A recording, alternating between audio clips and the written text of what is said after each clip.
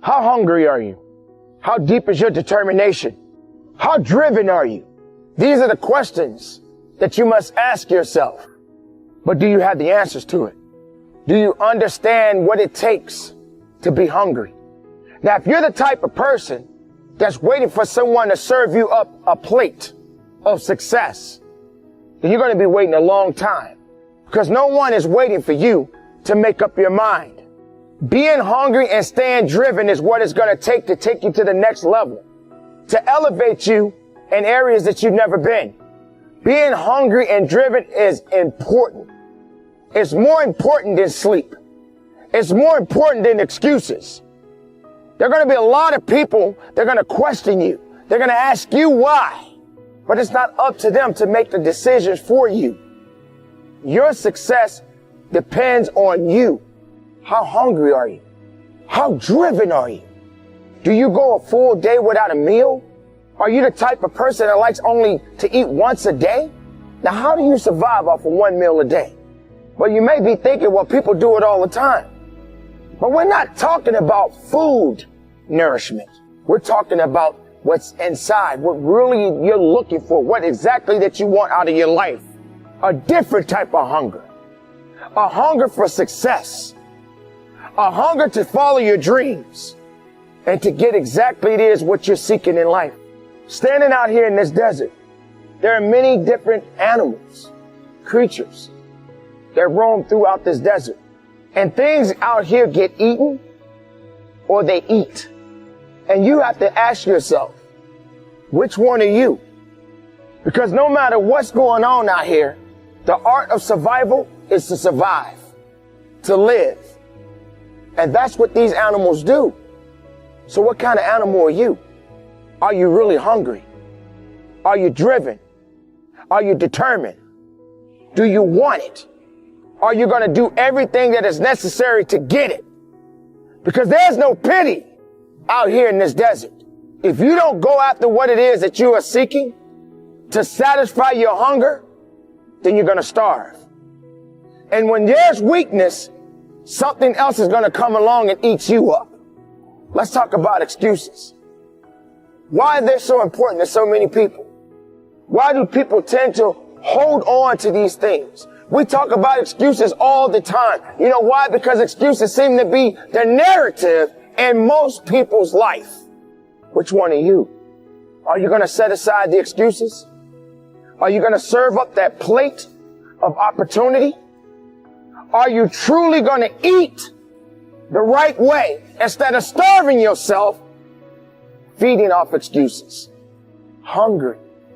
Yes. Stay hungry. Every day you should never be satisfied. I'm full. Full off of what? Don't ever get full. Always continue to stay hungry. Don't ever say, I'm good. You're not good.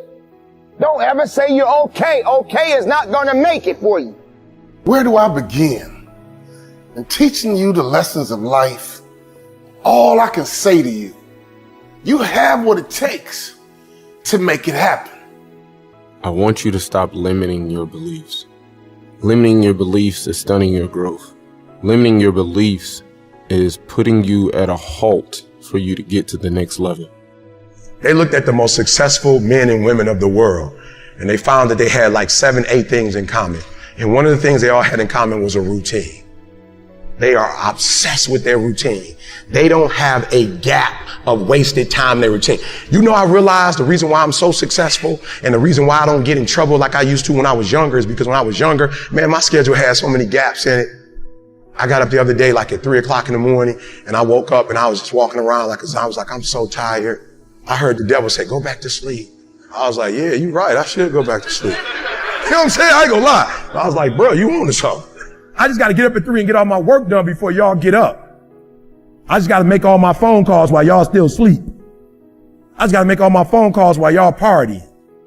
In order for you to believe in yourself, in order for you to get to another level in life, you need to understand that winners win and losers lose. Winners don't make excuses on why they can't get something accomplished, but losers do. Winners stay consistent. Winners are the ones for the change in this world. Oh, do you think you're too smart? You're strong enough. How do you think you're too strong? See, to be strong, I need you to be weak. I need you to be vulnerable and say, you know what? I can't do it by myself. I don't need this false humility. I need you to be real, because the next time you get an opportunity, you got to be ready, because we're turning dreams into reality. Let's make it happen right now. Me and you, let's make it happen right now. Me and you, because you're smart enough. Losers, they have a limited belief system in their self of making excuses, procrastinating, being lazy. And we're going to make it happen, my man. Hey, sister, we're going to make it happen, but you got to get out your comfort zone. You got to do something you've never done before to get something you never had. We got to make it happen, and you got to take advantage of it. You got to maximize the moment to make it happen. So I'm talking to somebody right now because there's somebody that's believing in you and that's cheering you on and that's supporting you and they're rooting for you, but you're not doing what you need to do in order for you to maximize your potential. So right now you're being a loser. And what I need for you to do and what I need for you to become and who I need you to be is I need you to be a winner. Why? Because winners win and losers lose. So I need you to stop making excuses and I need you to move forward and I need you to change and I need you to do the things that you need to do in order for you to win. Because winners win. The clock keeps ticking. I need you to rise up right now. And I need you to create something good. Make it happen. Let me break this down just for a moment. Make means to create something. Now, I'm not even going to talk about creating something good. I'm not going to talk about creating something bad. Make it happen. What I'm talking about is that when you make something, you create that thing. And so my question for you is simple. You already know how to create something. In fact, you've created something already. Don't look at me like that. Don't look dumbfounded. You are too old to realize that you have not made something already. You've been on this earth way too long not to understand that. You have been designed by God to create. You're innovative. You're passionate. But my question is, do you like what you have created so far? I mean, think about it. Based on your life up until this moment, do you like what you have created so far? Are you proud of what you created so far? Are you excited about what you created so far? By what you created so far, does it make you happy? See, I've seen millions of people who've been successful. I've seen millions of people that are successful. I mean, they made it happen. This whole world is full of people making it happen. So the question for you is right now, do you like what you made so far? See, successful people who make it happen and feel good about what they do, they listen to the right people. No matter how bare or meager, at the end of the day, you have the right to be able to say, I'm going home. And I don't care how funky of a day you had, man, if I could just get to my house, I don't care what it looked like. I don't care what the furniture looked like in there, but man, if I could just turn the key and shut the door and be in my house, that's just a moment of relief. I didn't have that. I wouldn't gotten me. Your car's not a home. And ain't no moving around. Once you get in the front seat, you're pretty much there. It was very, very difficult, man, but it put a determination in me too, because I was determined. I was determined to be something. And my dreams of being a TV personality was bigger than, I was homeless, man. I mean, you're in a position where you're going, I got nowhere to go except up.